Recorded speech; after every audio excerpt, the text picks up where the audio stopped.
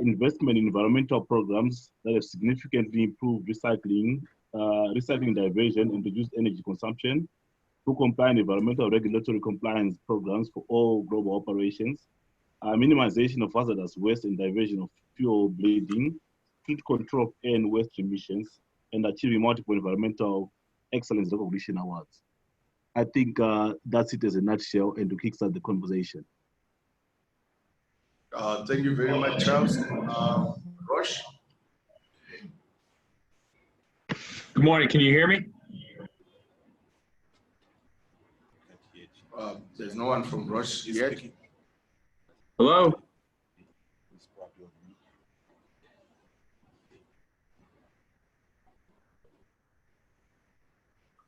Hanafi, can you hear me?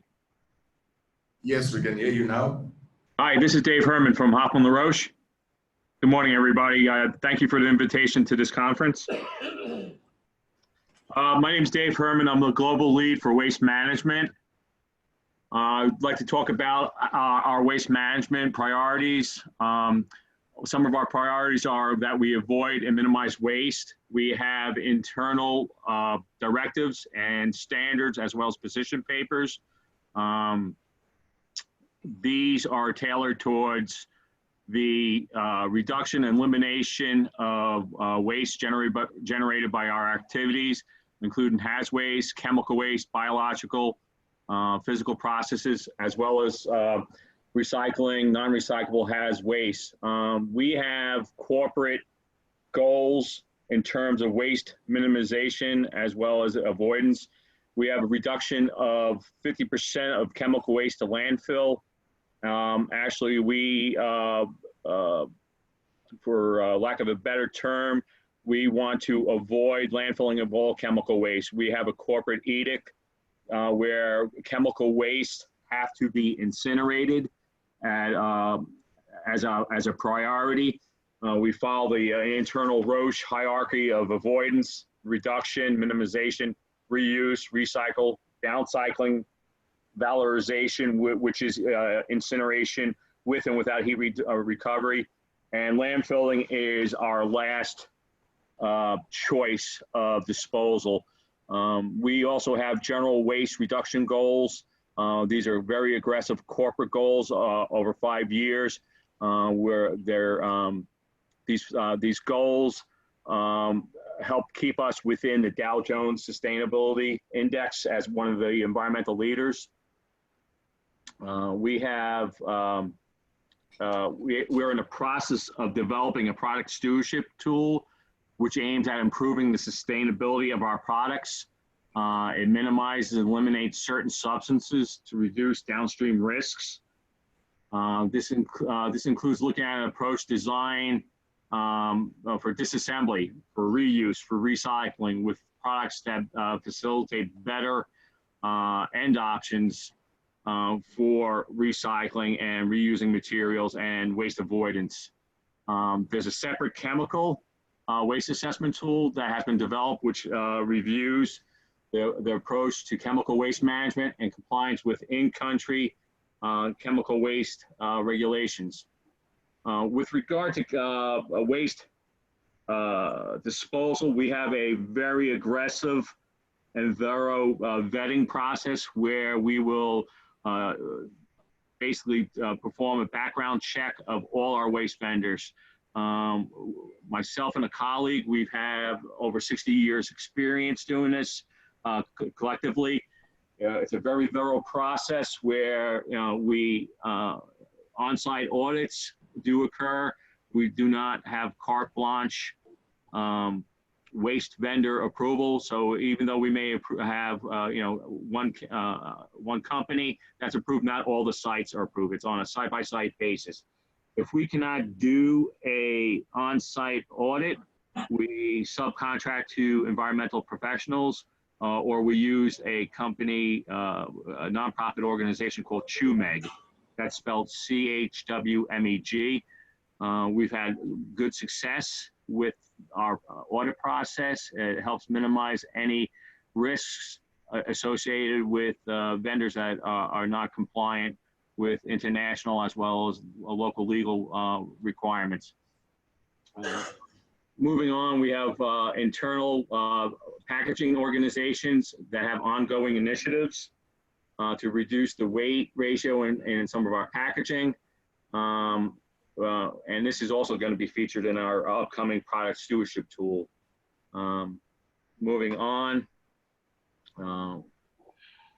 we're developing areas of good practice at the point of product design and manufacturing. We're taking ownership of our supply chain environmental risks with its products. There are opportunities for further interventions to be developed at country level, at country levels where our products are used.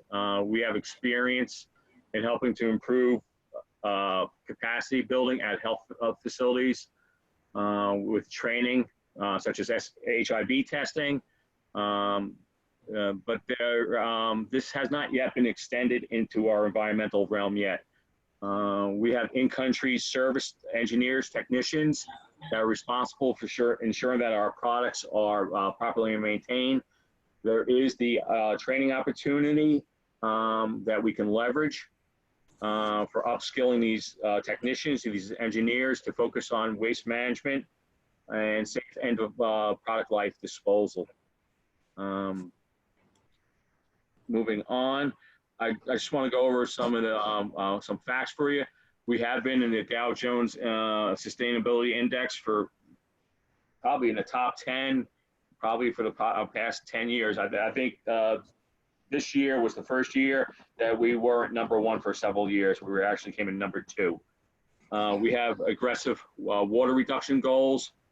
We have energy reduction goals, as well as I mentioned before, chemical waste reduction of 50%, as well as general waste of 10%.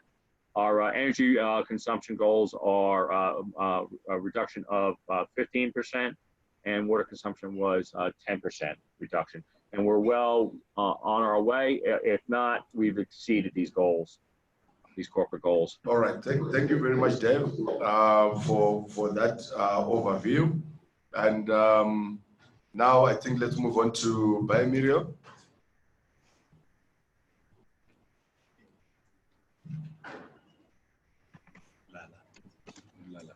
Hi, hello. Yes, we can hear you, Lala.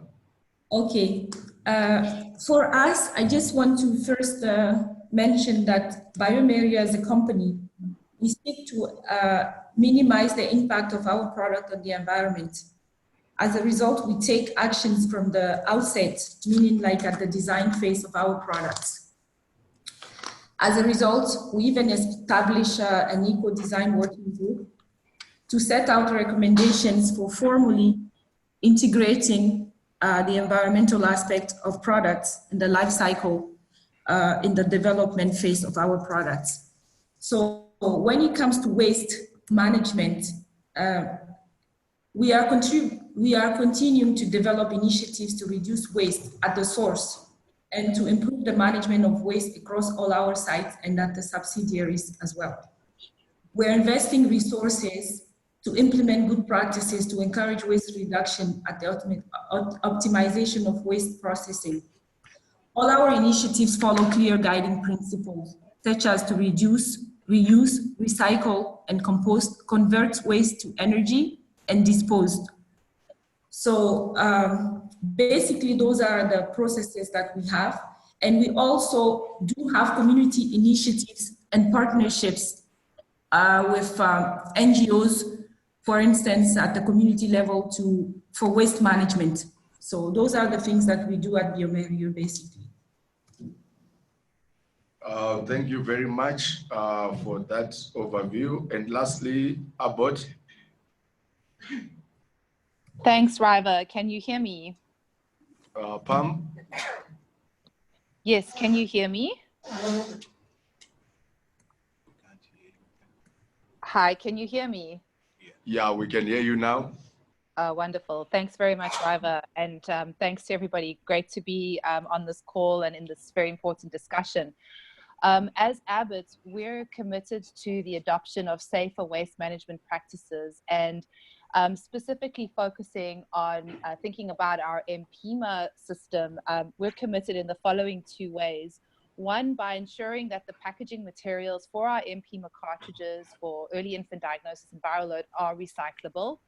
And two, by providing viral load and early infant diagnostic tests on the MPEMA, which are GTC free. And we see that a GTC-free viral load, such as the MPEMA, has the potential to curb the increasing waste management concerns in the following ways. One, where the cost of GTC disposal methods are cost prohibitive. This is an important consideration. Two, where in regions where there are no logistics or access to collection services for GTC waste management, both in liquid or disposable cartridge form. And three, using GTC considerations in the diagnostic network optimization initiative process. So we also comply with regulatory requirements within our manufacturing sites, and we also comply with safety data sheet documentation. And lastly, we have in Africa field support staff that are based in regions, in countries, at near to site levels to support the instrumentation and the overall instrumentation operations. And so we have the opportunity to see how we can leverage those sort of structures through the field support staff to ensure that sites are managing the MPEMA waste appropriately. So Albert will be sharing more in a dedicated information session in early November at the LabCoP Waste Management webinar series, which the team will hear more from the LabCoP team in the near future. Thanks very much. Thank you very much, our panelists. So before now we get into the roundtable discussions, I have a series of areas that you need to talk about. So I will be asking probably each question to one of you. If any one of you feel that they need to add information, then you are free also to chip in. We have about 35 minutes to do that, then we open the floor for discussion for our workshop participants. But in the meantime, I would ask the floor if you have any burning areas that you need clarification from the overview that you have gotten.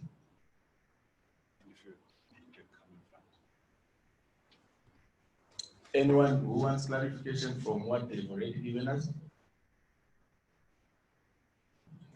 Or you can come in front so that they can hear you. Uganda? Yeah.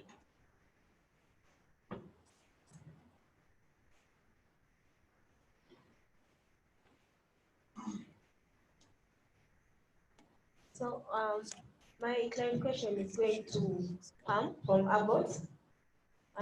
She has clearly said that she's addressing questions to MPEMA, but most of us are using the Abbott M2000 that would want to also inquire more questions. So would we also ask you questions in that scope? Hi.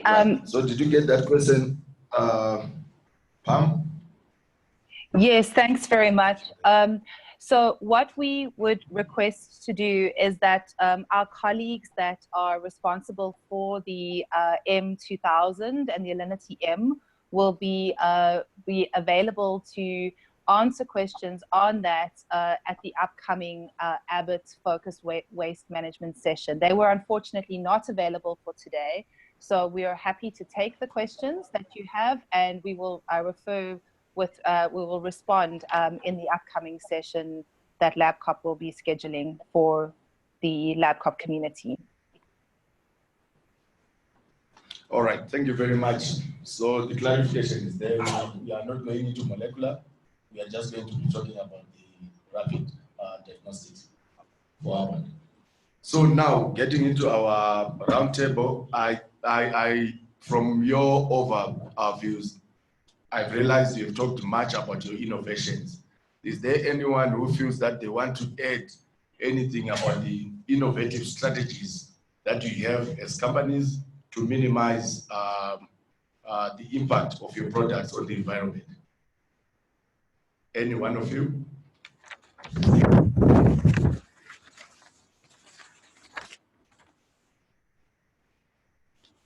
or I'll go one by one. Charles? Yes. Can you hear me?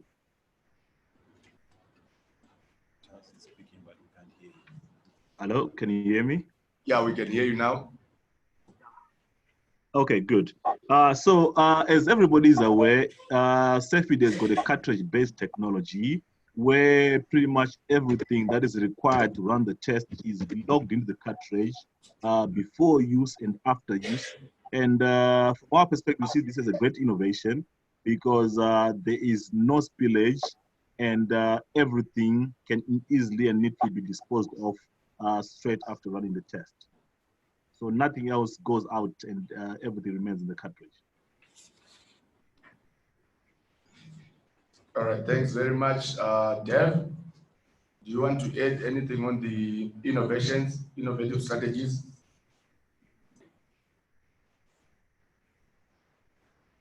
Hi, this is Joni from Roche. Can you hear me? Yes, I can hear you, John. Hi. Yes, maybe just a couple comments from the product side. So I am project manager in our offices in Switzerland, supporting the Global Access Program and also working closely with Dave on waste management strategies to support the efforts across Africa. Maybe just a couple comments. We, in terms of product development and next generation products coming to the market, our goal is to always look for ways that we can reduce the amounts of plastics, the amount of waste that's produced, the amount of water that may be required. From a molecular perspective, since the discussion here around HIV, the next generation products, our Cobas 6800, 8800 systems have reduced plastics by 80% that are required, as well as almost up to 40% liquid waste reduction from previous generation platforms. So in terms of what Dave had mentioned and product stewardship and looking at next generation products, this is always our goal, to continue to reduce waste through new innovative technologies and approaches to PCR and viral load testing. I think the other, thank you very much. Yep, okay. Lala?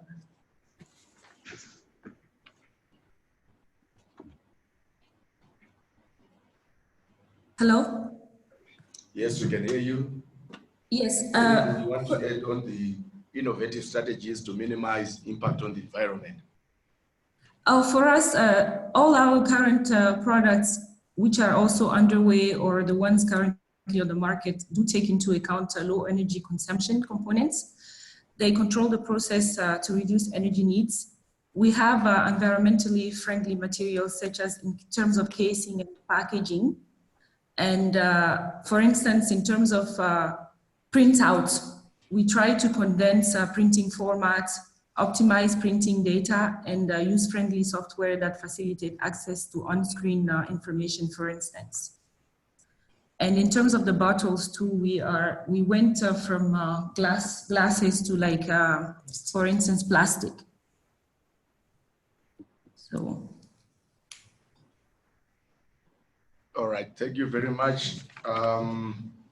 If there are no additions, probably we move to the next area of concern, which is the reverse logistics and take-back schemes for the products.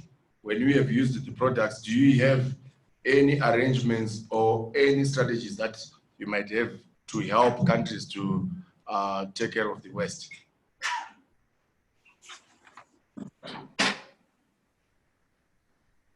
So it's not targeted to any one of you, but if there is anyone who wants to speak about it, then the others can probably also add on.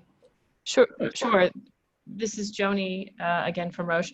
On this topic, one of the other key things we're working on is addressing end of life, especially for instruments, and looking at how we would properly decontaminate, remove, and either destroy and or recycle instruments. This is part of the cycle of life for our products, from manufacturing all the way through to end of life. So this is a current project we are engaging in, specifically around HIV viral load with the transition to new platforms.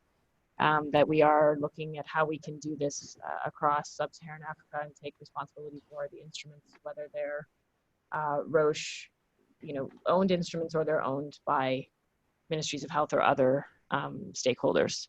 So this is one of important areas for us. On the topic of the ongoing waste, liquid waste, this is something we are also involved in discussions internally with our subject matter experts of how we can better support and also engaging. And again, we're happy that we could be here for this discussion with ASLM and the LabCoP. And we've had also discussions with CDC.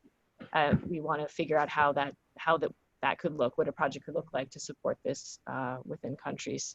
For example, we've even discussed the opportunities around being involved in pilot programs that could then be further scaled up, for example.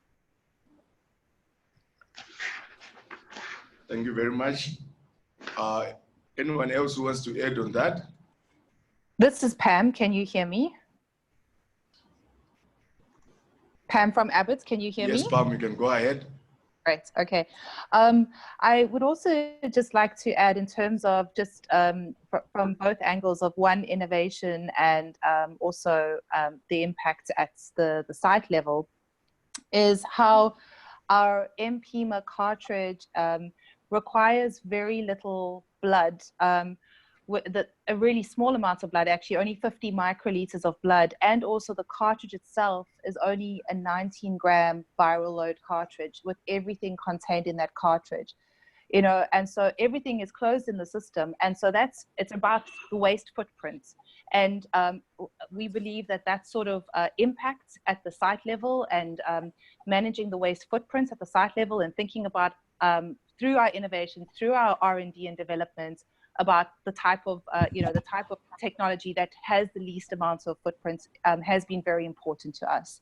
And obviously the fact that there is no GTC, so that being particularly helpful in more remote settings where perhaps the logistics becomes more challenging of this sort of waste, where the technology would not require the high incineration or the high costly waste for GTC. So these are the sort of innovations that I think are very critical. And then another one is the fact that when we also need to think about the environment when it comes to temperature management or temperature control in facilities, and using special rooms that have got special temperature control requirements, that also has an impact on the environment from the electricity consumption and all of those sort of factors. So I realize that that's not particularly waste management, but as we think about the environmental impact and the burden and those aspects, our technology does not require as stringent or typical temperature controls. And so these are the things that we've really worked hard at to make a solution that is, or develop a platform that is really built for Africa. And those are just some of the comments that I wanted to add. Thank you very much, Pam. And for the others, if you also want to add probably on the strategies you have on expired products or empty chemical containers or reagents that are now redundant, do you also have systems in place?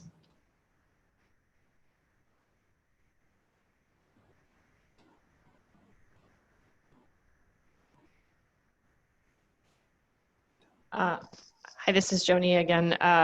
That's a good point regarding the expired products. I've made a note about it. I think we have been focusing on the waste generated, post viral load test completed or assay completed on an instrument. I think it's important for us to also consider the expired products. So yeah, I think from our perspective, that would also be in scope. Although maybe we don't have an answer right now, we'll add this definitely to our discussions internally. This is Pam again from Abbott.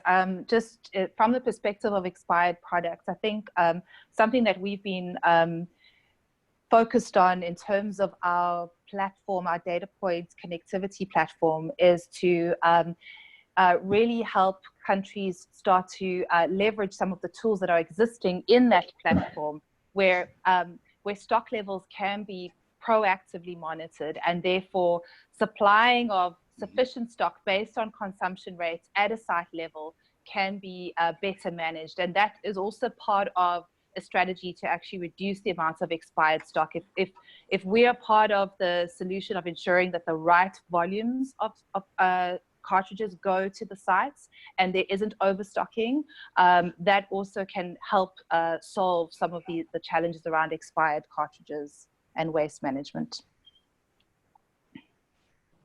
Thank you, Pam. Hello, this is Lala. For Biomeria, Lala, you can go ahead. Yeah, in terms of expired products, we try as much as possible to minimize those basically by supplying like longer validity, extended validity basically of the product so that that case is minimized from our side. That's what we do. But we don't have something in place to take back those expired products, basically. Yeah, thank you very much. Anyone wants to add anything on that matter? Okay, so I'll go to the next one. And I hope our audience, they are also posting questions on the platform so that when we have our discussions, we'll then go back to these issues. So this question is not directed to any particular company, but you can take it as I go through. What is the scope on concrete partnerships with the ministries of health that we have in terms of improving the waste management or waste treatment infrastructure in country?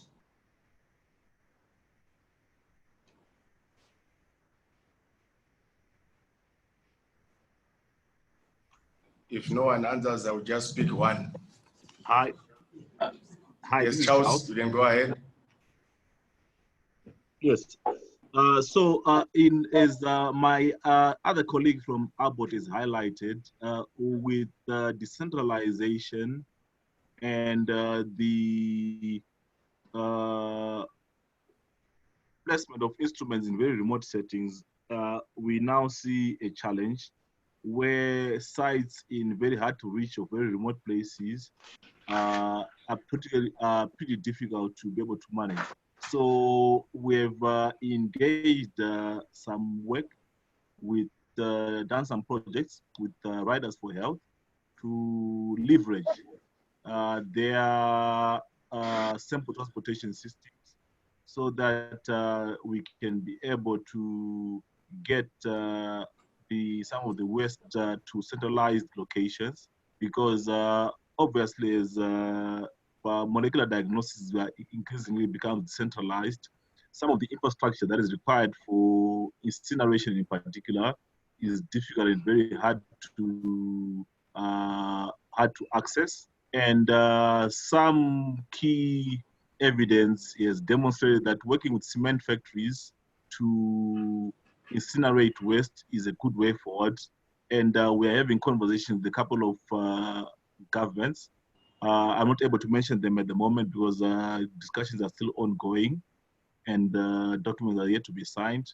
But that is the direction in terms of how we see waste management being addressed through a public-private partnership, which does not only center on the diagnostic companies, but also other key economic players who have got adequate facilities and are willing to support where the cost is through their corporate social responsibility arms.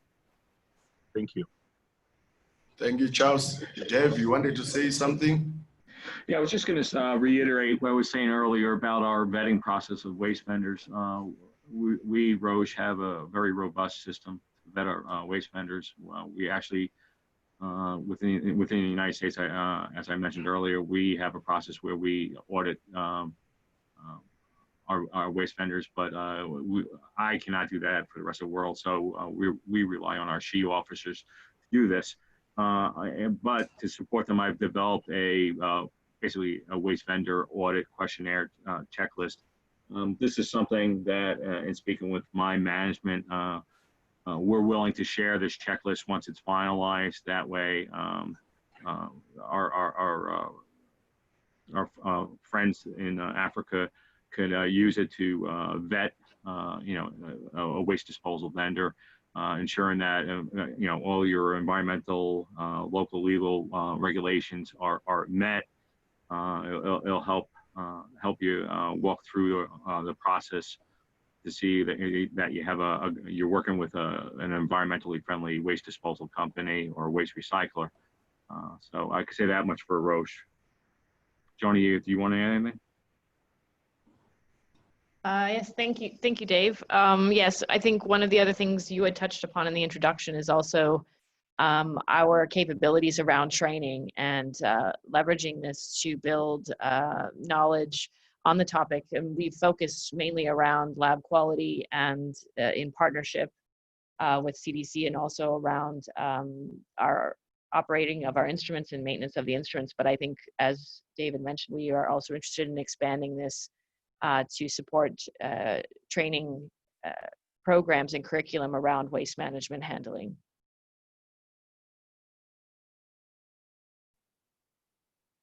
Thank you very much. For us, still on the scope for partnerships, also, do you have any strategies to build human capacities in the countries? And also, if you are also undertaking any research to assess the environmental impact that is being caused by the healthcare waste. So it's human capacity and environmental impact research on human care, on healthcare waste. Yeah, so as part of our training, Yes, Charles, you can go ahead. Yeah, so as part of our training, it's key that we train on responsible disposal of our cartridges. So that is ongoing. It didn't start today. It started well back when we introduced the MTB reef assay, which has been decentralized way beyond the traditional testing facilities. And it has demonstrated very good progress in terms of the handling and management of the plastics and the associated waste. So yes. And on the human capacity? Yes, so the training is building the human capacity.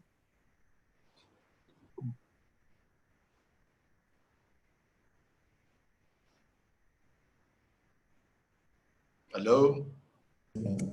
Hello? Yes, Lala, you can go ahead. In terms of human capacity, I think what bioMérieux is doing right now, we're doing a lot of training to build capacity in so many of the national labs. So we can use that as an opportunity, for instance, for us to train on waste management, and so that you have consistent approach in terms of how they manage waste. So I think this is an opportunity, this is a partnership opportunity we could have, because we do a lot of trainings basically across our countries. All right, thank you. Any addition from any of the panelists? Yes, hi, can you hear me? It's Pam, yes, Pam, again. You can go ahead. Okay, so I would just like to touch again on, I think one of the key aspects with our field support staff in many of our countries, which have PIMA CD4 systems and MPIMA systems. We have the field support staff that are geographically located, like I mentioned earlier on, and I believe that this is potentially a key collaborative initiative where we can work with the ministries of health and really define, for example, there in in certain countries, our field support staff are partners with the Ministry of Health. They're not only, they're not only employed by Abbott's, but it's through a co-partnership and an MOU with the Ministry of Health and our distributor. And through that process, they collect data at the site level on behalf of the Ministry of Health. Examples of levels of training, levels of qualification for those that are using certain tests at the site or running certain activities. And we could build in that scope of what the field support teams do another level of training to ensure that the clinics are actually adequately disposing of all types of waste in the right way, specifically around RDTs and point of care cartridges, etc. So that is something that we could work with ministries of health, if that, you know, as a way to ensure that there are checks and balances in the more remote areas where possibly the handle on how waste is being managed at those clinic and site levels is much harder. So we could look at a reporting mechanism from that perspective, and I see that perhaps being a way that we can partner and work together. Thank you very much, Pam.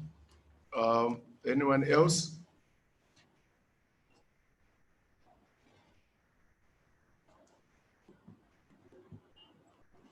We're still looking at development of human capacity in country and also research to assess environmental impact on healthcare waste.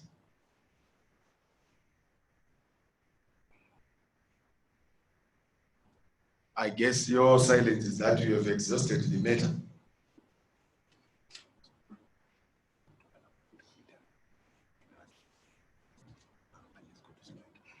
All right, so then the last one, probably that I would want to ask you is, have you developed very concise and consistent guidance on the type of waste that is produced by your products?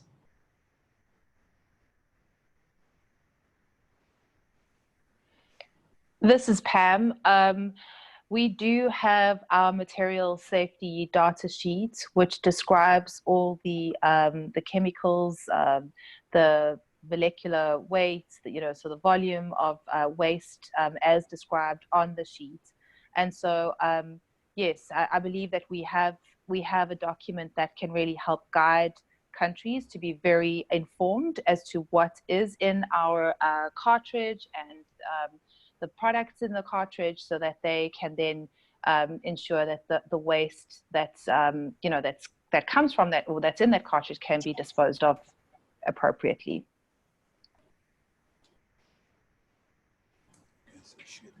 Hello. Yes, you can go ahead. I just want to add that we have the same approach as Abbott when it comes to clear guidance in terms of how to dispose of our waste, basically.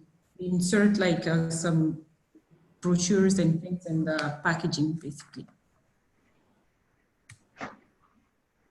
This is Dave Herman. Roche has internal guidance and directives for our affiliate companies, which we could potentially draw upon to support guidance for labs relating to waste management, best practice sharing, pilot programs, and that we could scale up. So that's what we can offer.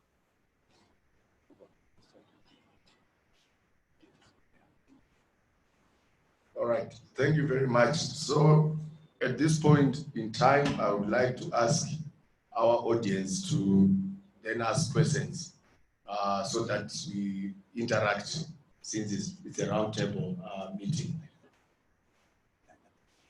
I know we have questions that have been posted, but it would also be nice, so that I'm not formulating my own questions. They also hear your voices. You can come up in front. So those that have questions, you can probably move here and stand by here and you ask a question.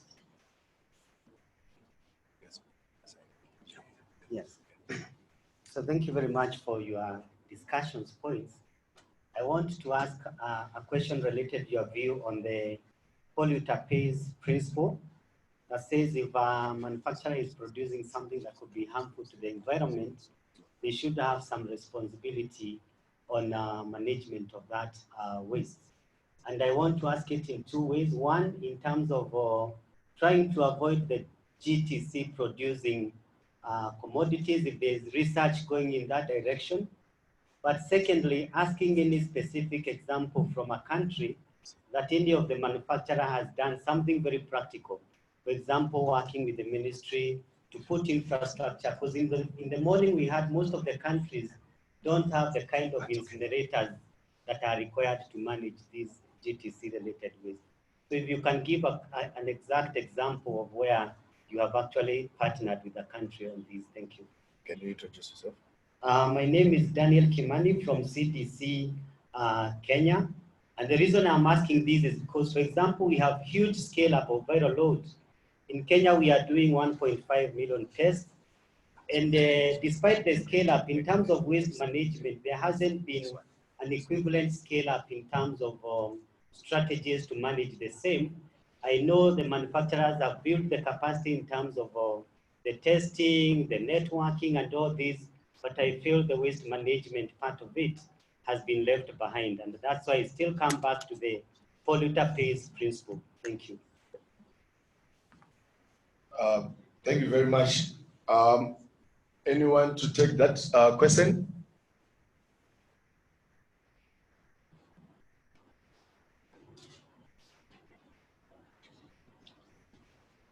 If you don't want to answer, I will pick on one. Dave, are you still around there?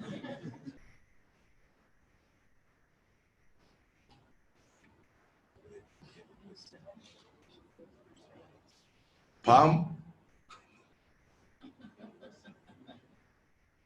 Yes, hi. Sorry, I just had to quickly unmute myself.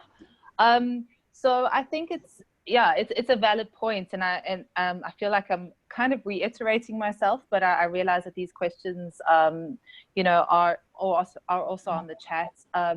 Just, you know, in terms of, you know, research that's been done to actually not use GTC, well, the MPMA is exactly a result of that. And so, you know, the MPMA, viral load, and detect cartridges do not have GTC, and so there is already proven a case. There's a proven example of a viral load assay that does not require GTC today. So just to be very clear that.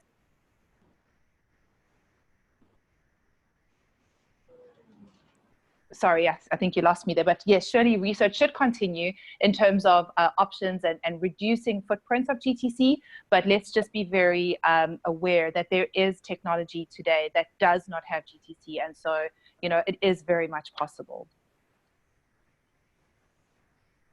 Thank you very much. Anyone else to add?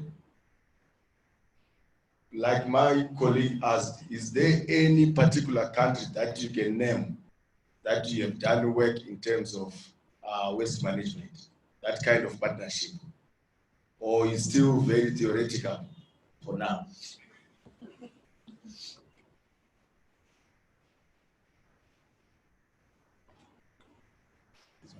Hello? Charles? Hello?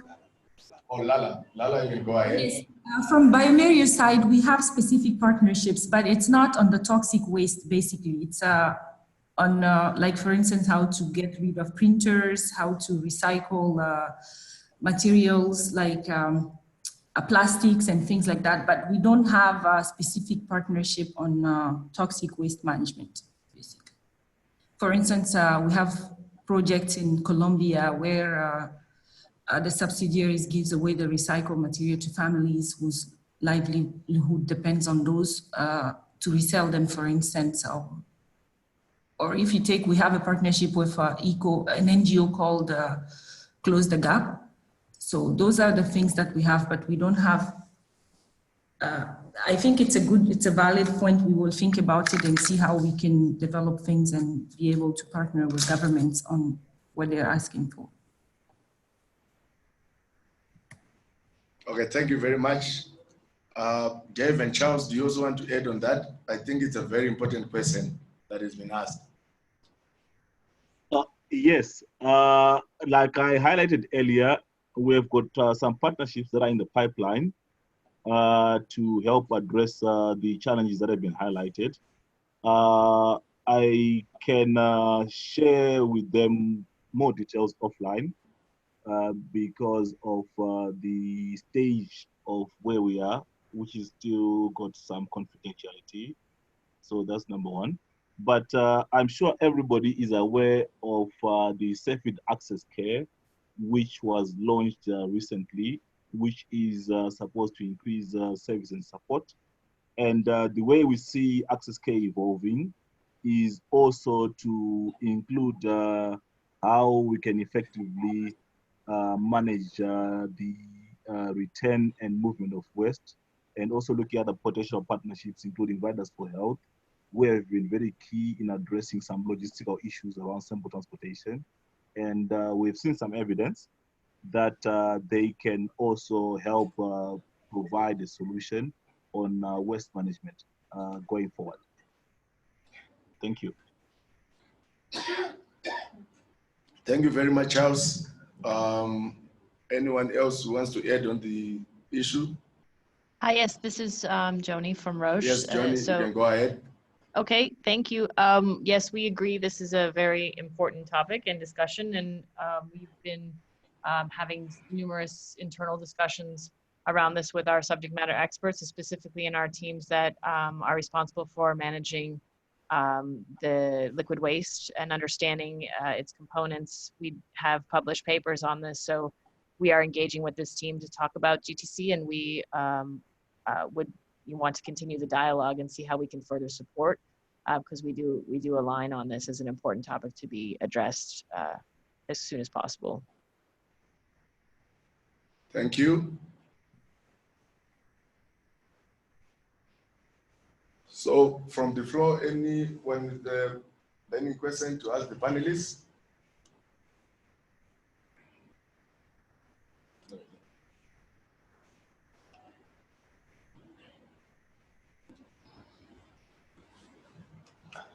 Thank you.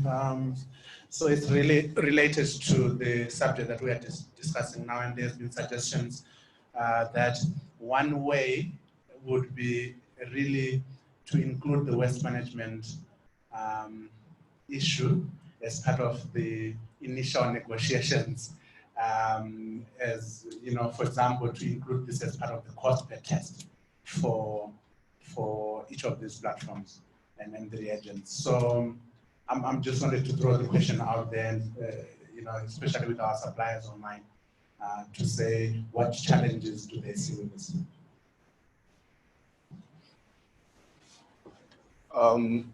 Any one of the panelists would want to contribute on that?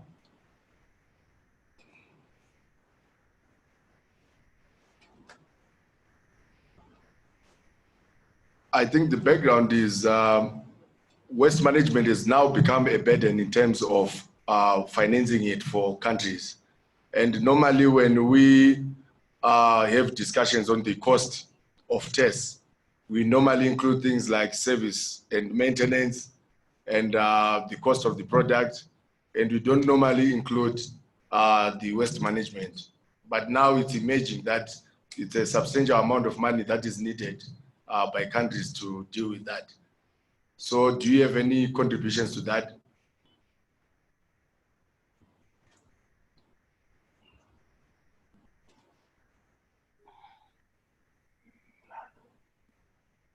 Yeah, so I think the way everything should be integrated, right? When we look at diagnostics, we are talking of integrated testing. And we see waste management being integrated as well. And diagnostics do contribute to waste management, to waste, as well as other associated other associated health activities, the pharmacy, drugs, the operating theater, biohazardous waste, and all those things. And I think that we need to have an integrated approach where we look at the whole system and then look for opportunities of synergy and integration, and then be able to identify the gap and collectively approach the funding organizations, Global Fund, PEPFAR, etc., to be able to support the activities that are important. And then, of course, industry has got a role to play in that whole process. And I think that will lessen the burden or even help reduce the overall financial need or burden that needs to be carried by one particular actor at the end of the day. Over. Thank you very much, Charles. Anyone to add on that?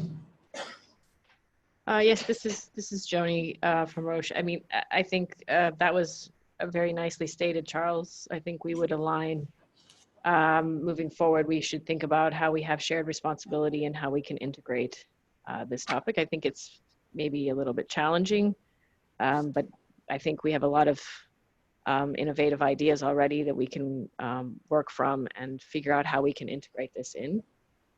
Agree that it's an important approach. Thank you.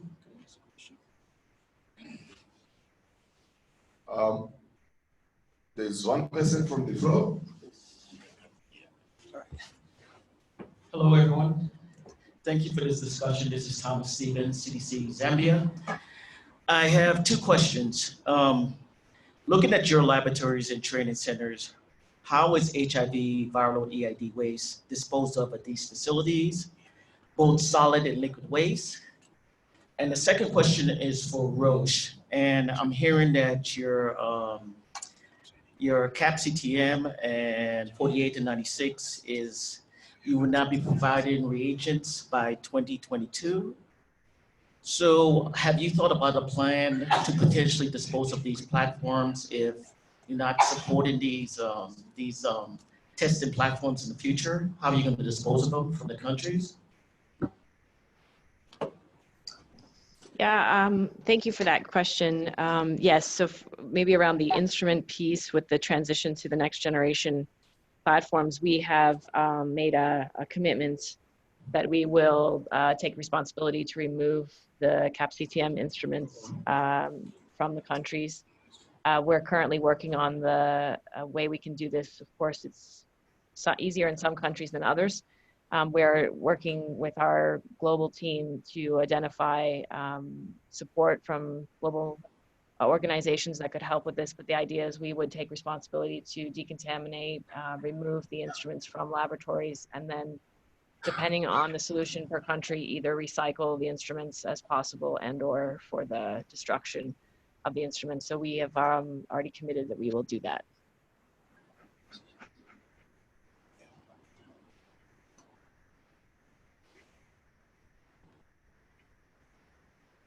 Another question from the floor. Okay, this is from Charles from ASLM.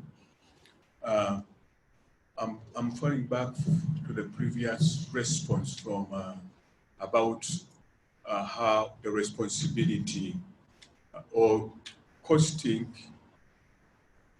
the management of waste as part of the consolidated unit cost per test. And do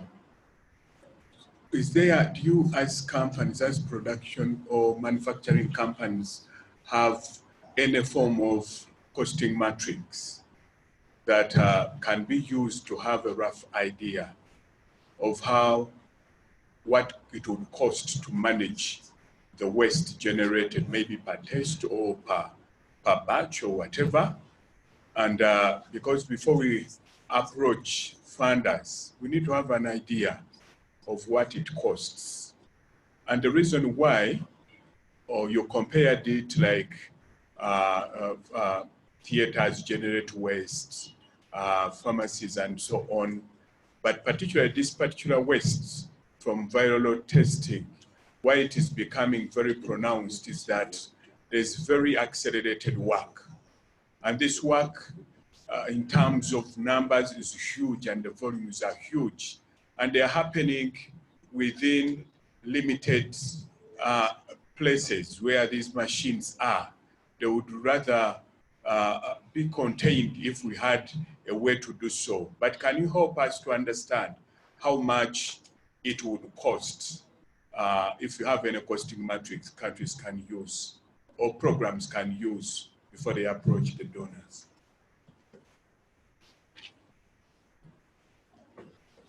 Yeah, panelists, anyone to take that question? To be honest with you, I have not seen anything done or published to date. So that's a good idea in terms of maybe one of the potential next steps where we could collaborate in trying to get a better sense or handle in terms of what does it really cost so that we can be able to pay the government. Because I think everybody wants to know, because unless we know that information, it's going to be very difficult to be able to get any commitment or any financial support that can be able to be allocated or line budgeted for this item. Or even be bundled. Oh yeah, we don't know, to be honest. Hello? Yes, we can hear you. Yes, we don't have, as Charles mentioned, we don't have that information, but it would be interesting to get maybe the figures from the other side, which is the end user, because I know they may have something from their side so that we can collaborate to be able to come up with the solution. Yeah, this is Joni. I would agree. I think this is probably maybe a starting point is to understand all the variables that would be involved in terms of being able to calculate a cost and how this might vary by country, different regulations, different companies, different methods used. I think trying to get maybe together to collaborate on that is to define what those variables are that impact the costs. So we're working off of maybe a same variable grid that we could then work on to understand for our particular product what those costs would be if we understand all the variables to consider with end user input. So maybe this is something we could do closely to collaborate across manufacturers along with ASLM to identify what that looks like in order to start building out these costs. Hello, just a follow-up question from Thomas, CDC Zambia. He had asked how you are disposing of your waste at your training centers or training laboratories or your research labs. How are you disposing of the waste so that probably we can learn from yourselves? Hello, this is Lala from bioMérieux. From our training centers, the way we dispose of our waste is like we have a company that is in charge of that. They come and they collect the waste and they incinerate them basically. So that's the process that we have here for bioMérieux training centers and the labs that we have.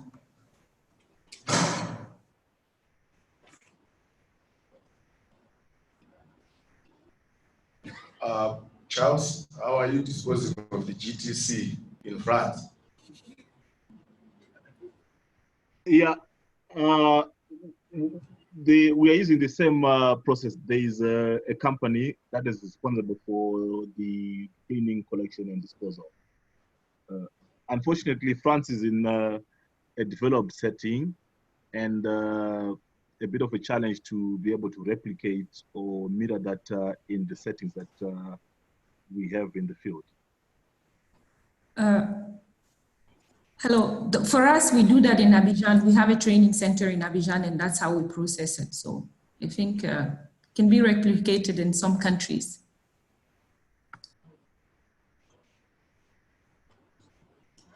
Okay, probably, Lala, if you can probably just in a minute take us through how you are disposing of it, just to clarify. Abidjan, from the training center, we hired, we have a company based in Abidjan here that comes and collect the waste and they go in and incinerate them. So the company, we pay the company and the company is in charge of that. Yeah, so probably for this audience, what we are more interested in is the safer ways of disposing of that waste, which are also sustainable to the countries, because contracting out, I think in the long run, might not be sustainable for countries. But we are looking probably at investment where countries can take care of their waste and dispose of it in a safe way. So probably I would then want to ask our audience. This is Dave. I wanted to comment on that last question. With Roche, our training centers here in the United States, as I mentioned a few times already, we have approved vendors that we use. Our training centers, a few of them that I know of are based in Indianapolis. They're taking this waste. We're sending it to an approved vendor that we've vetted already.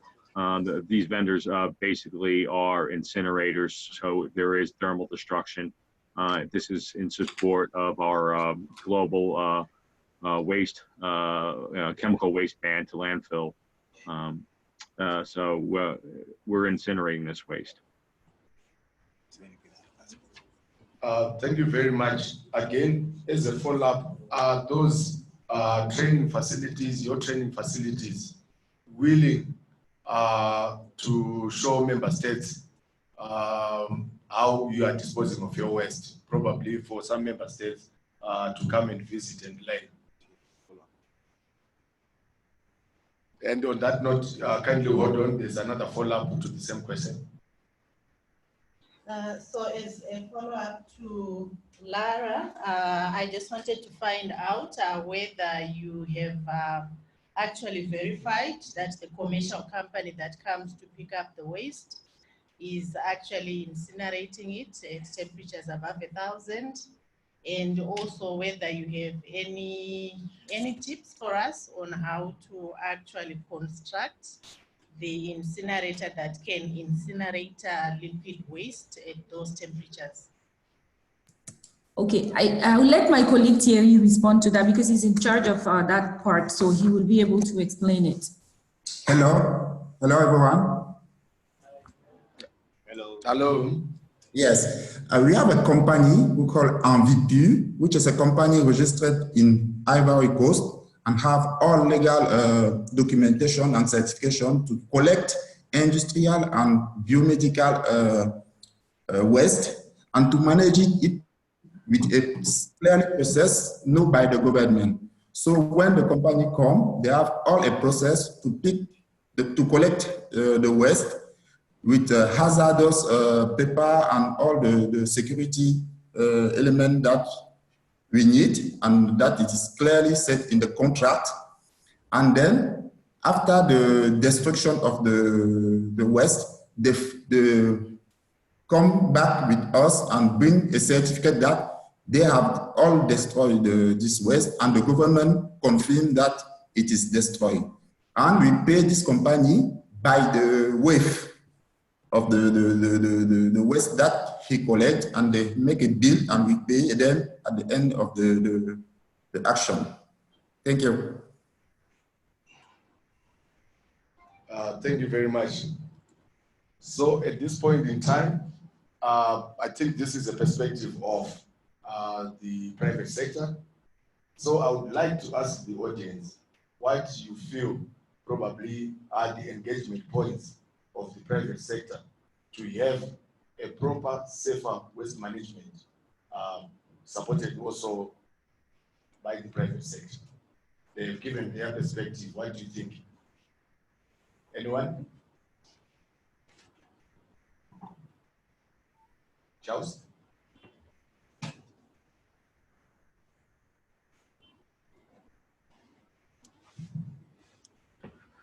Yes, I've particularly been thrilled by the diligence that the team in Abidjan does to see that whatever batch of waste is certified that it is destroyed. And if that is done per pickup and can be sustained, would be a very good way, because even some of these private companies might take this waste and it ends up wrongly disposed of. So I think it's a big lesson for us. But I'm wondering whether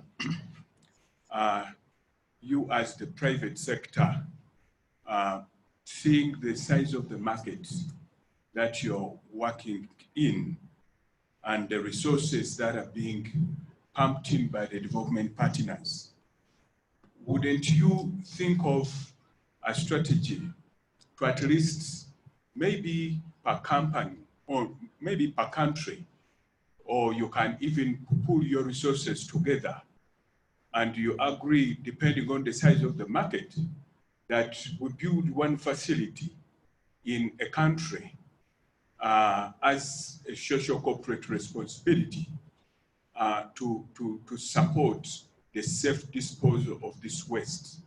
I think that will be really a very responsive way for you to handle, seeing the size of the market, the investment by the development partners as a give back, and also protecting the danger coming from your business, to have it as a commitment that looking at the market, the size of the market, and how many players we are, we put some money together, at least build one facility, and at least task the country as well as development partners to find a way to access that facility. Thank you very much, Charles. Our panelists, anyone to take that one? Yes, I would like to kick that off. Yes, Charles, go ahead. Yeah, I think the participation and the engagement on this matter from industry as a whole has been encouraging and demonstrates willingness and commitment to be able to address this problem the same way we are trying to address the health problem. But I think the key thing that is missing is a framework or a mechanism that the support that Charles has highlighted can be channeled or supported through. And I would like to challenge ASLM to take this challenge, put together a framework, convene the different partners, convene the different stakeholders, so that the expectation, the framework, and then because the moment they've got a channel, the water will flow, no doubt. But I think at this point in time, there is no clarity in terms of how do we do that, because like I said earlier, this is a health sector-wide problem. It is not only limited to diagnostics. It applies to surgical, it applies to clinical, it applies to so many other allied areas within the healthcare system.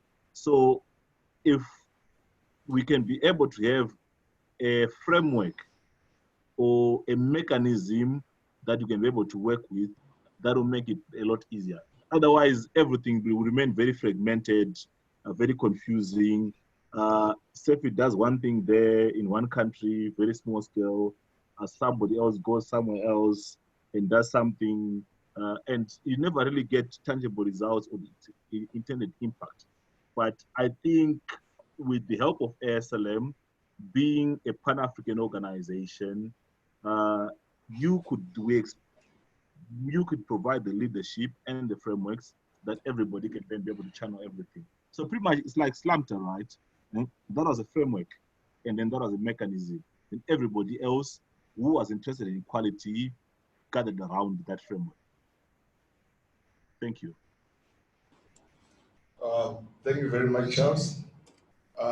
Anyone to add? I think I fully agree with what Charles just mentioned, so there's nothing else to add to that from our side. Go ahead, Lala, we didn't get that one. I said I fully agree with just what Charles said, and there's nothing from our side to add to that. I think we fully agree with what he said. Yeah, this is Dave. We agree with Charles mentioned. We support this his ideas.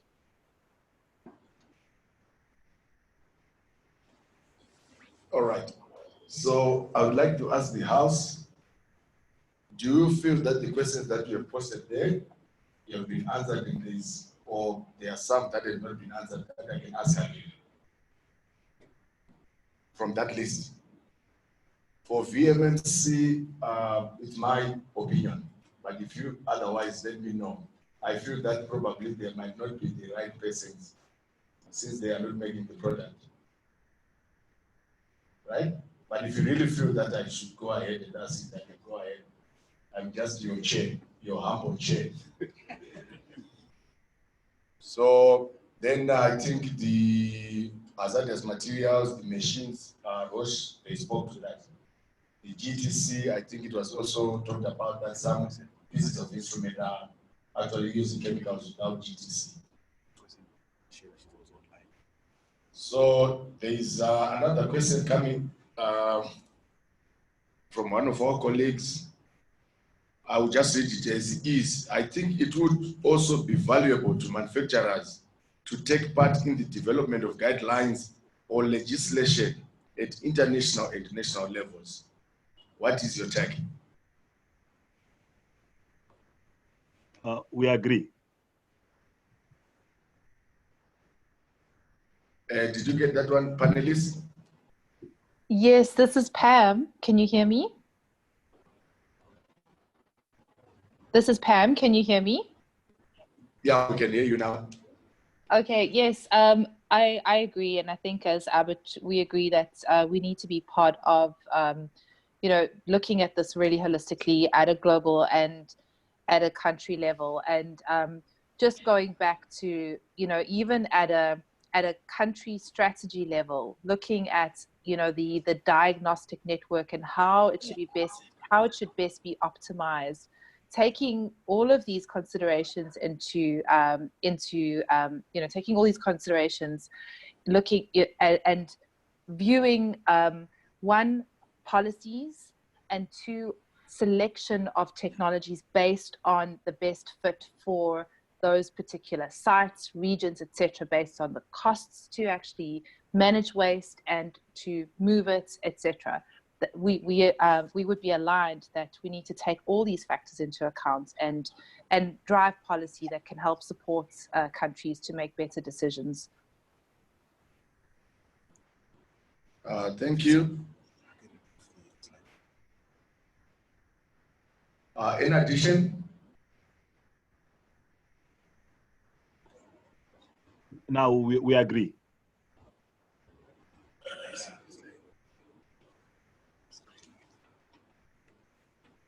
We can't hear you. I said we agree.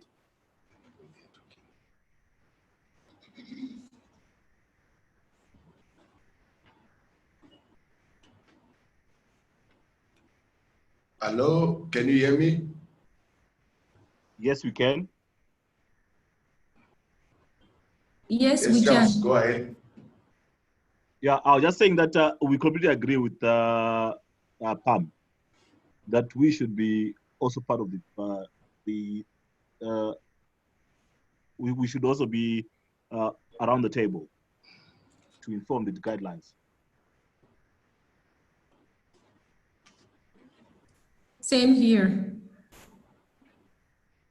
All right. So I think we are in agreement that you should also take part in the legislation formulation at country level and international level.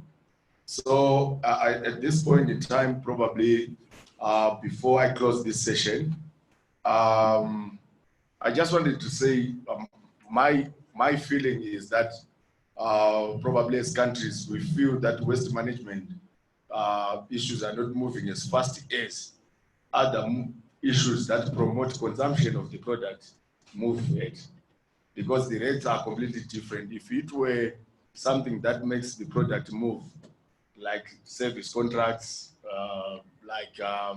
you know, optimization and everything, companies are so much willing to come on board at a lightning speed. But I think for waste management, we are not moving at that speed. So at this point in time, I would like to hand over to Mr. Nafi Mataka, the senior scientist with the ASLM, who are our host, and to just give you thank you remarks for being with us at this point. Thanks a lot, Chair, for the great job. And thank you, everyone.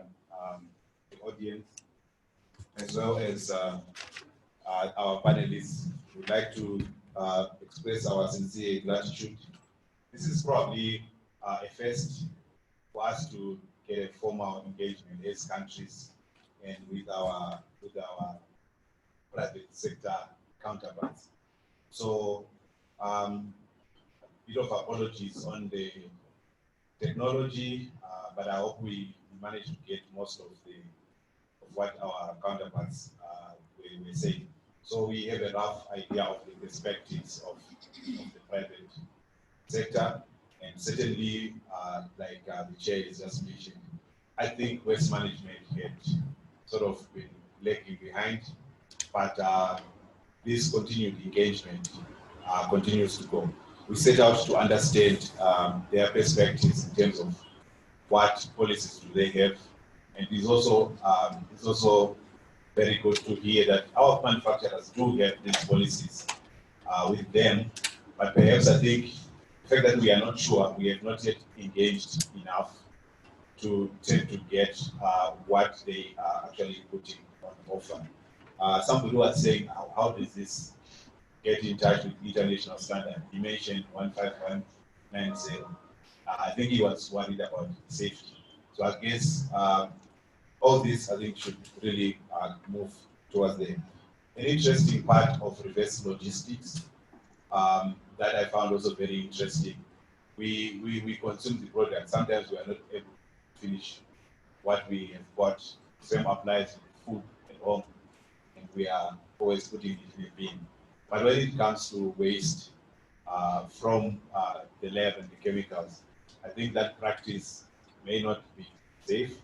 And I think it's an area that we want to continue engaging and seeing how best this can work. I had mention of training facilities with good disposal facilities. So if this component can work, maybe that could also do. And I also picked that I think there is an appetite amongst ourselves to really go and also visit such facilities and see how best to do that. Of importance is, I think there is a great appetite for partnerships. And us as ASLM and LabCoP, we also welcome any great ideas on how we can be able to provide that platform. It was also very interesting to hear that the manufacturers, I think if I would quote what Charles said, if we construct the river, the water will flow. So I think we need to work together and construct that artificial river for the water to flow.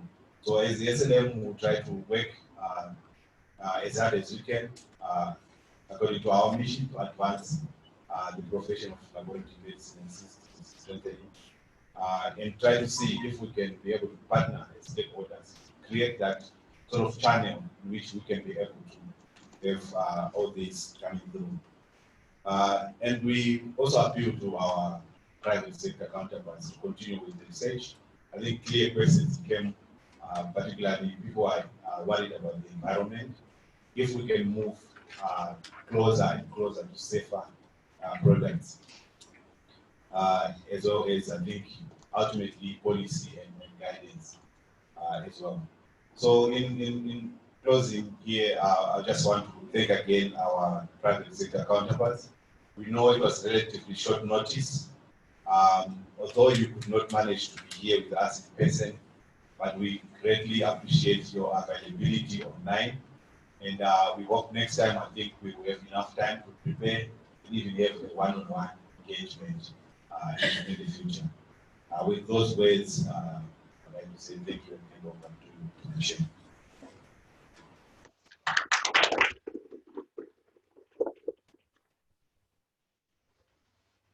So on this note, the session is closed. And, thank you very much. Have a very good day. Thank you very much for hosting the meeting. Thank you. Thank you. Have a good day. Thank you. Bye. Thanks, everybody. Have a good day. Thank you. Bye.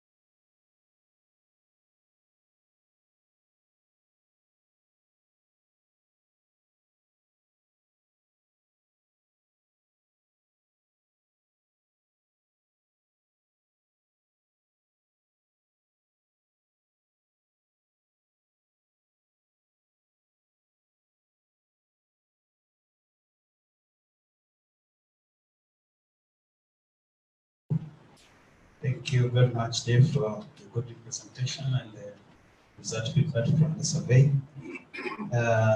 Make sure that if you have the questions, please remember to post your question in the QA so that at the end of the coming presentation, we have a discussion and answers. May I take this opportunity to welcome Colin Odhiambo from ASLM for applying LabCoP theory of action to the strengthening of waste management system.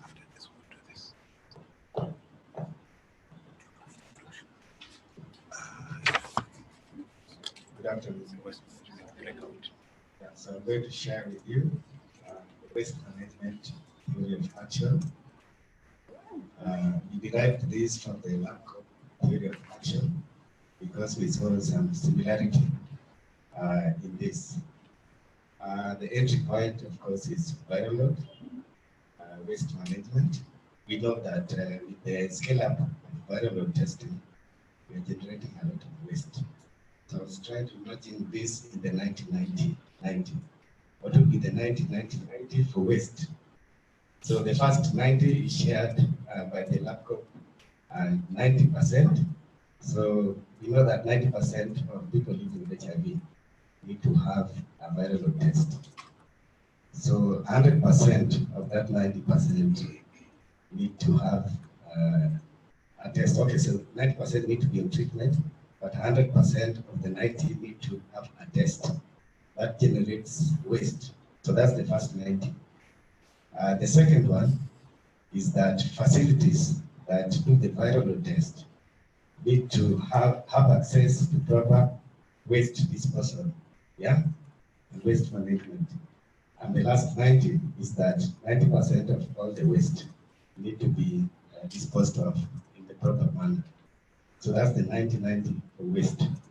So it starts with defining the key steps in viral load waste management. We know where the waste comes from. Then we need to assess the practices and national systems. And that's what the tools that you have been given help you to identify. And then once you identify the challenges, you also identify best practices that happen in other countries that can be shared with countries that are lagging behind in implementing proper waste management systems. The best practices are also shared in the community. So this is a sub-community of the LabCoP for waste management. So the membership is slightly different. Of course, we have the national labs represented, but we also have the private partners who include the manufacturers, and we also have environmental health stakeholders who probably have the policies but have left out disposal of chemical waste from the molecular laboratories. From the community of practice, we expect that countries will develop national operational plans for waste management, and that countries can learn and implement waste practices and implement them in their countries. And that through the LabCoP, with our partners, we can identify funding streams that can help countries to develop proper waste management strategies, and also country MOHs can look for funding that is sustainable to make sure that waste is managed properly. The outcomes then would be that countries would have policies in place to manage waste, and that the big outcome would be that waste will be managed efficiently. Next. Yeah, so this is a picture that has been taken from somewhere in Africa. I hope you can see clearly that there's a syringe there, there's fish, there's a shoe there. And I was trying to ask myself where this bit could be. Could it be in the house of a healthcare worker who erroneously picked a syringe that fell in his bag and went to dispose of it? Or is it a laboratory pit? So I was wondering where the fish came from, if it is a laboratory. But the best is that it could be a big health facility that has a ward inpatient. And so food is cooked there, but you can see also the waste is thrown there. And street children would come here to salvage things and get infected. Dogs will be coming here to eat the leftover food, and they could be poisoned. Yeah. So I just wanted you to have that picture next. And this is where we want to go. Based on what has been discussed all here, we want to be able to manage our waste well, and also to engage manufacturers who actually threw back the gauntlet to ASLM to take leadership in how they can give back themselves. How can we collect all of them together and have a framework of how they can assist in strengthening waste management procedures within the countries. Next. I want you to be honest. How many of us do this? Carry up your hand if you're done this. They are not honest. Yeah, so people are not very honest. But what we wanted to say next, that if you do this, you also contribute to the waste problem. If you normally do this, I think when you're in the lab, you would easily do it. Yeah, you'd easily pour chemicals into the sink. So waste management actually starts with you. So let's go back into our countries and try to implement best practice that can inform other people and influence our colleagues so that we manage waste properly. Otherwise, thank you.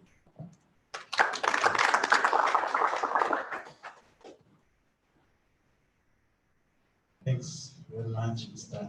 Gadiambo, for a good presentation that shows that our ability. Here we are not much honest to show ourselves that we are the one that we are contributing to the waste issues. So, to all presenters, may you come in front, please, so that we can have questions and answers. Please welcome. Dave, Mr. Dave Odiamo and Francisca. You please come forward so that we can have some questions and answers. I can see.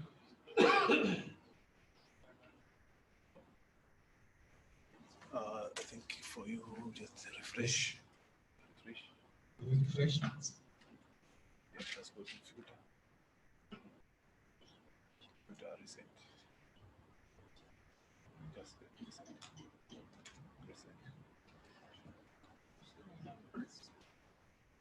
Can anyone have a question? Or need more clarification?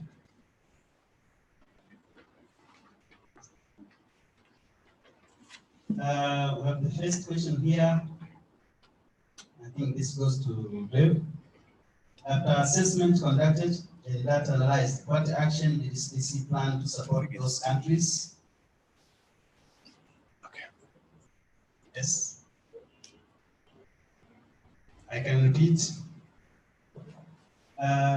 After assessment conducted and data analyzed, what action did the CDC plan to support those countries?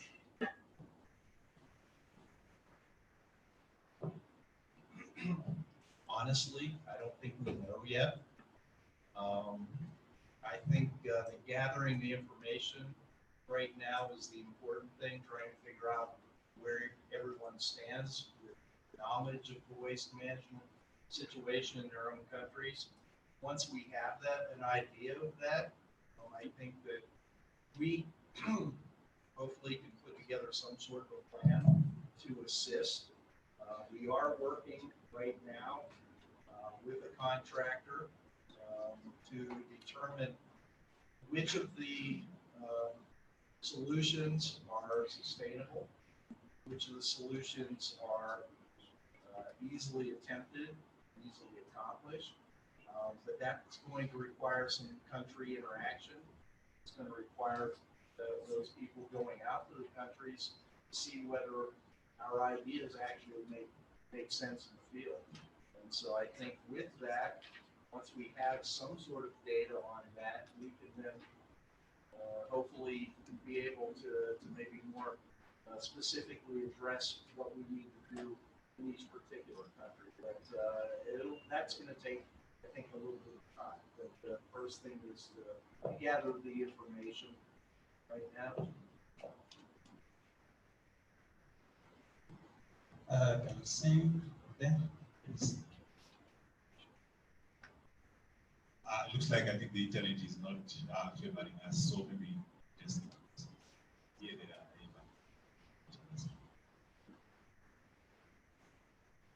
are. Anyone wants to ask? Yes.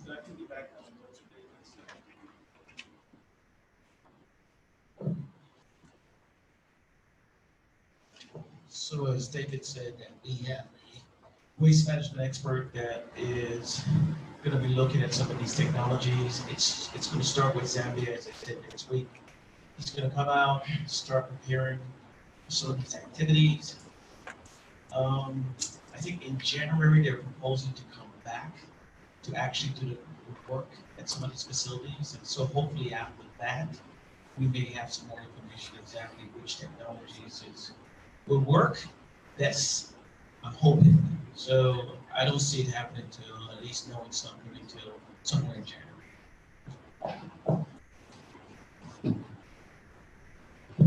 Thank you. Another?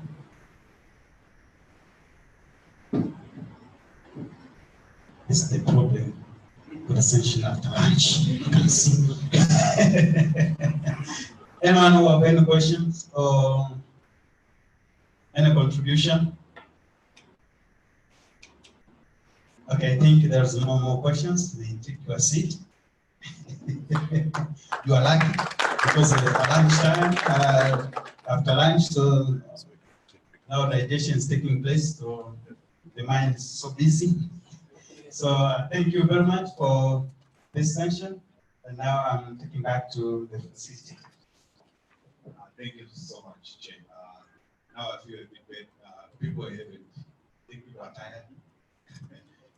But we are almost towards the end. So just a few comments on the last session. I was hoping that countries were going to ask, because many of the times people have been complaining about funding, and Francesca talked about possibilities around funding for waste management. And she gave a few pointers on what areas we would be venturing into. So I was hoping that you might want to understand more on that. But she's still here if you want to talk to her. So moving on, we are now reaching the final stretch. We just want to have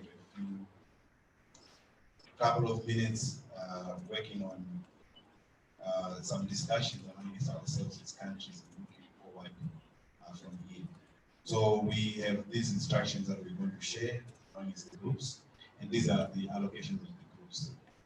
Uganda, DRC will be in this room, so they will have to find one corner somewhere. Kenya and Sierra Leone in the foyer. There are tables in there. You might want to get a chair or two there. Tanzania and Ethiopia, moderated by colleagues in Gesh, also in this room. Malawi and Zimbabwe, myself and Francesca, as well as Zambia and South Sudan, Charles and Thomas. So these are the breakout groups and the instructions. Maybe you can scroll down. I really want to, we prioritize waste management around about the same time last year. We just want to look back. Did we go back to it? What worked well and what hasn't worked well? If nothing has been moving, what are the challenges? And are there any best practices that we think are realistic? I've been having several discussions with most of you. I think people are eager to move on. And then in part two, what is it that we can do in the immediate? We're talking about policies. there is an element of assessments that could be done to really see where we are really objective. And then resources. We said LabCoP, we don't want to discuss for the sake of what? Discussing. You saw the kind of question from colleagues. We want to have discussions getting into actions. And most of the time, if we don't sort of try to be proactive and look at where are we likely to get resources for this, I think those discussions will not get into action. So I think we want to reflect on that and then just regroup at the end. I guess we can take this as part of the tea time so that we don't have a break.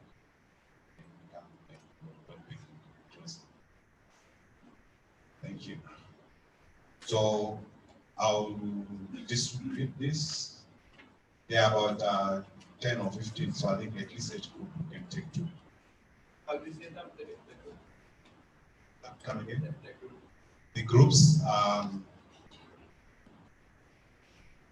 yeah, three of the groups will be here, so probably one will be this one, and then another one. Maybe this side, probably we have others moving toward the back of the room. And then those that are outside this, the table close to the where there's tea, and then there's another table close to where there's another office. So probably you can assign the group name to the number, like group 1 probably over there, group 2 over there, group 3 here, 4 over there, group 5 outside. So I don't know. Thank you. So group 1, group 3, and group 5 will be here. Group 1 here, group 3 here, and group 5 that side. I guess the Kenya and Sierra Leone will try. Kenya and Sierra Leone will be close to the T, and then last will be close to the T.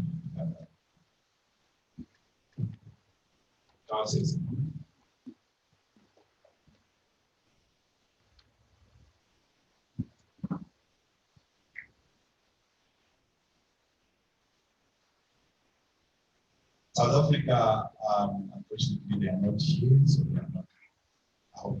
Yeah, they told me that they were growing, so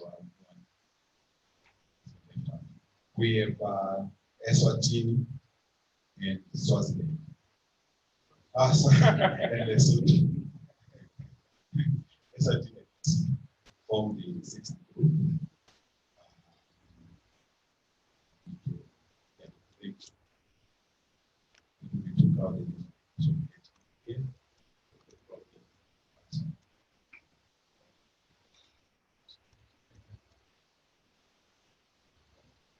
So will you be with Mr. Prof? Dave? Will all the groups have some sort of whiteboard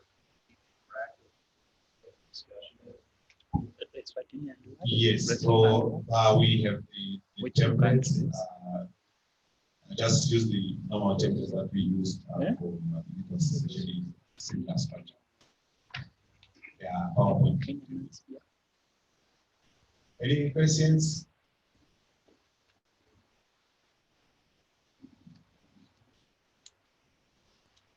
Sixth group is SRT. Is there any country that is left out?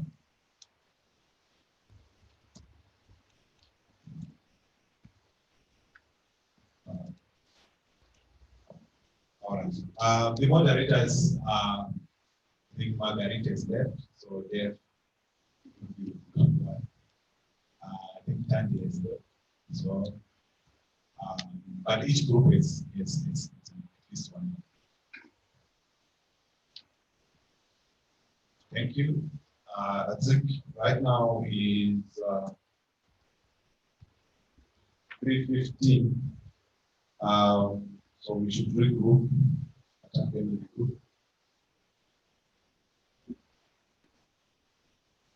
Democracy. 4 p.m. 4. Let's try 4 p.m.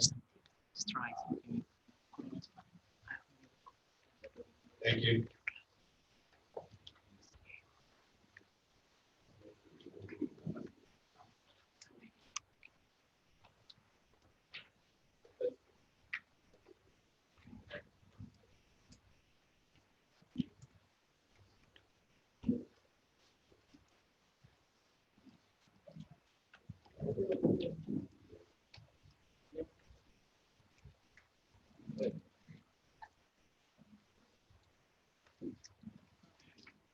That's why I'm.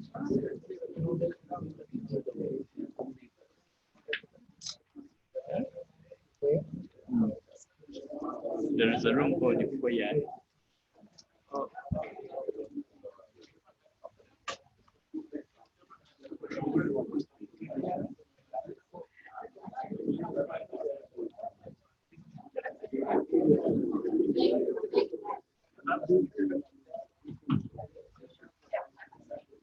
Now I talk only about the option within the labs. So, in the labs, for prospecting are safe. So, there, it's management is not explicitly mentioned. So,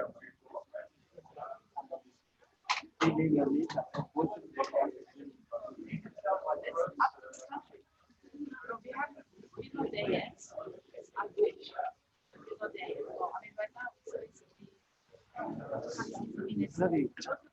The guiding document, is this the guiding document?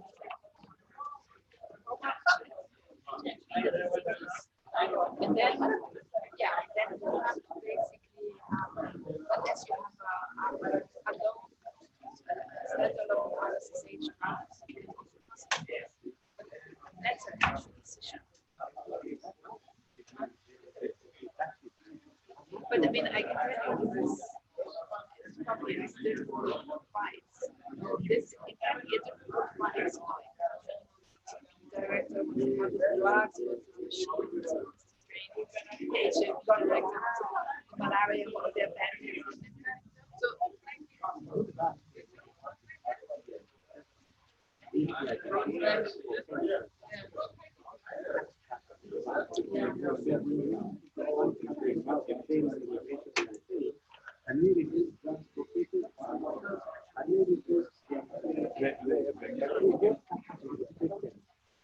Can I?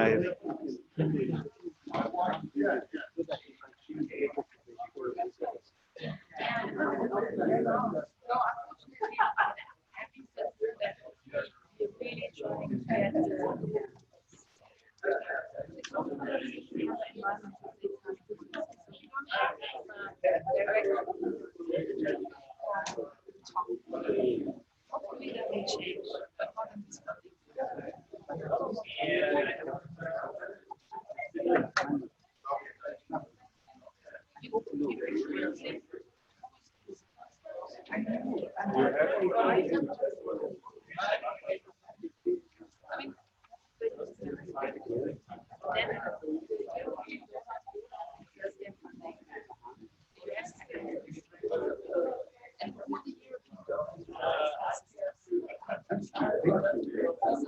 So, but it's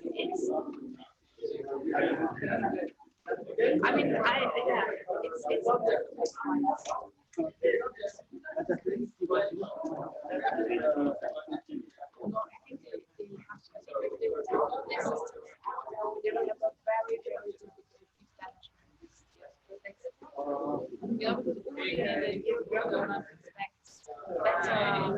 more sustainable systems. The US okay, but then US did this 3 years very difficult to measure.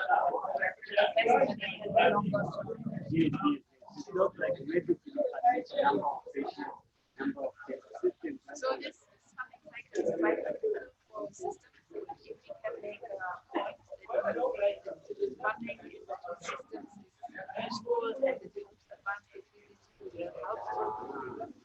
Yeah, but it's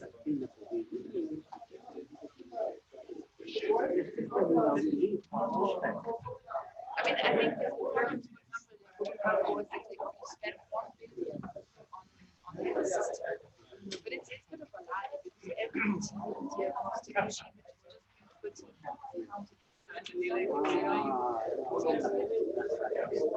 so I think the actual system is right.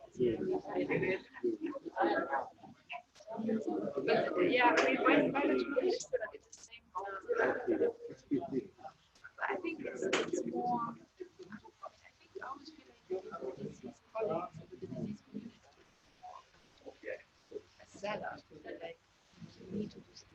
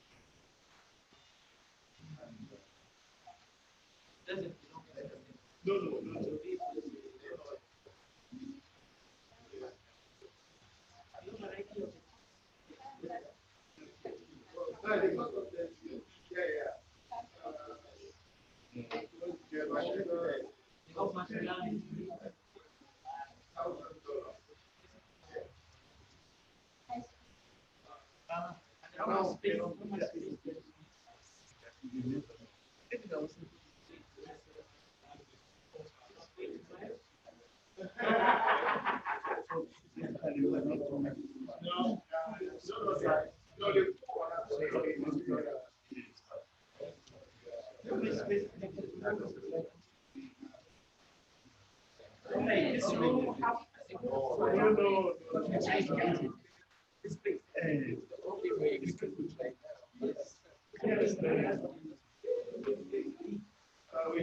don't have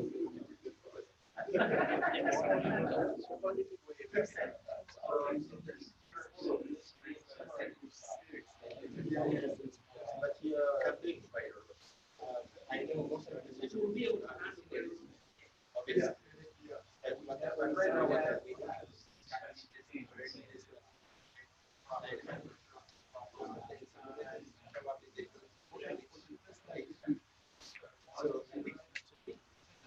right now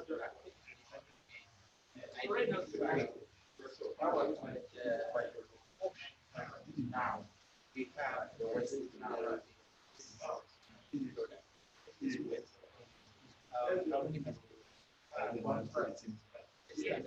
Exactly what you are doing.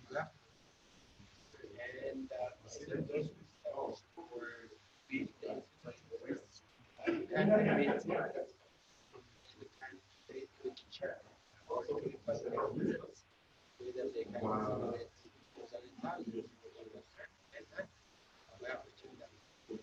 and the other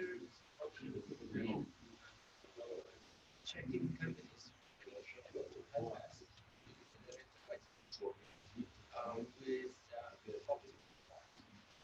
this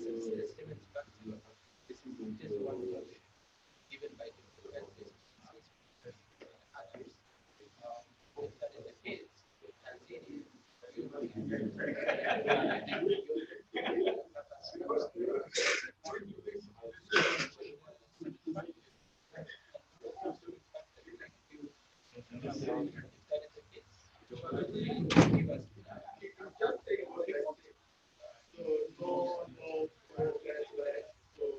everyone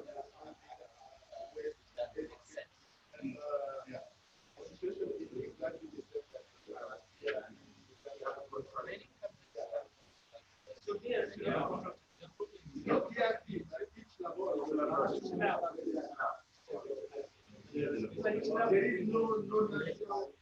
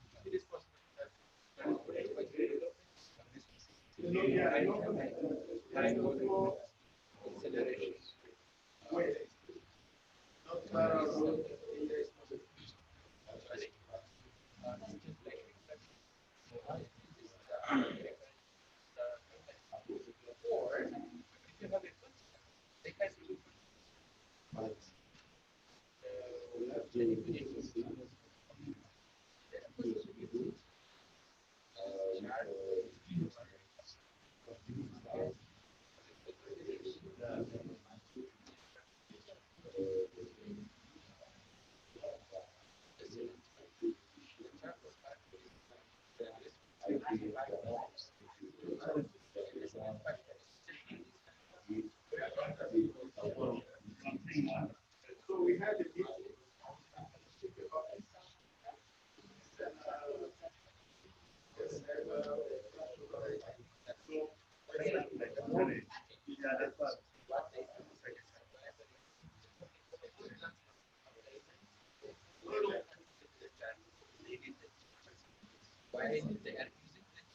I know we have 70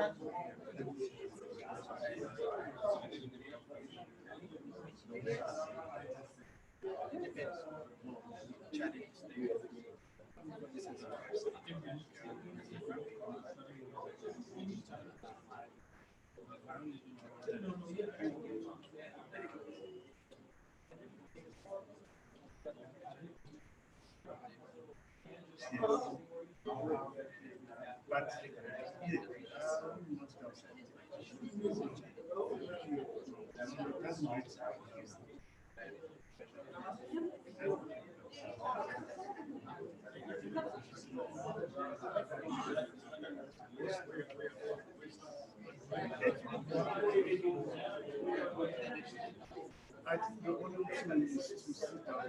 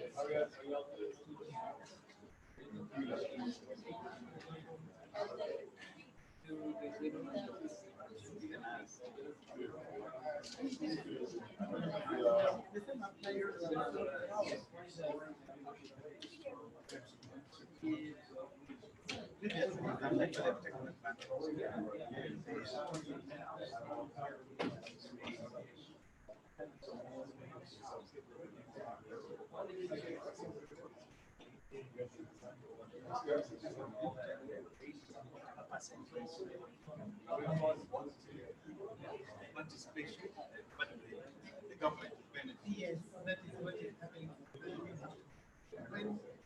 Right? Yes.